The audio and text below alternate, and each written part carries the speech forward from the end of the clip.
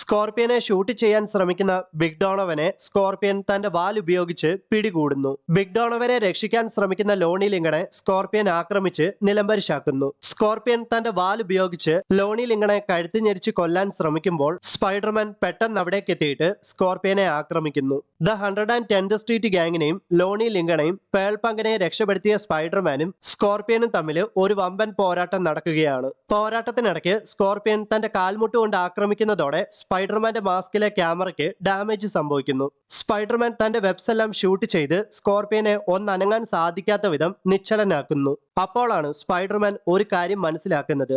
അതെ, തന്റെ വെബ്സ് എല്ലാം തീർന്നു പോയിരിക്കുന്നു എന്ന്. പെട്ടെന്ന് തന്നെ ഒട്ടും പ്രതീക്ഷിക്കാതെ സ്കോർപിയൻ തന്റെ സ്യൂട്ടിലെ ഗാമ എനർജിയെ ഓവർചാർജ് ചെയ്ത് സ്പൈഡർമാന്റെ വെബ്സ് എല്ലാം പൊട്ടിച്ചു കളയുന്നു. സ്കോർപിയന്റെ ആക്രമണത്തിൽ നിന്നെല്ലാം ഒരു വിധത്തിലാണ് സ്പൈഡർമാൻ ഒഴിഞ്ഞു മാറിയത്.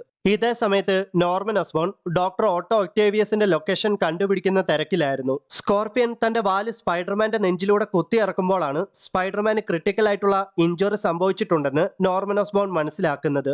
മുറിവേറ്റ് താഴേക്ക് വീണ സ്പൈഡർമാനെ എടുത്തിട്ട് അലക്കിയ സ്കോർപിയൻ സ്പൈഡർമാനെ എന്നേക്കുമായിട്ട് കൊന്നു കൊല വിളിക്കാൻ തയ്യാറായി. പെട്ടെന്ന് തന്നെ നോർമൻ ഓസ്ബോൺ കൺട്രോൾ ചെയ്യുന്ന ഒരു ഗ്ലൈഡർ അതിവേഗത്തിൽ പറന്നു വന്നിട്ട് സ്കോർപിയനെ ഇടിച്ചു തെറിപ്പിക്കുകയാണ്. സ്കോർപിയന് ചുറ്റുമൊന്നും കാണാത്ത വിധം സ്മോക്ക് ഇട്ട് അദ്ദേഹത്തെ ഡിസ്ട്രാക്ട് ചെയ്യുന്ന ഗ്ലൈഡർ സ്പൈഡർമാനെയും എടുത്തുകൊണ്ട് ഓസ്കോർപ്പിലേക്ക് പോകുന്നു.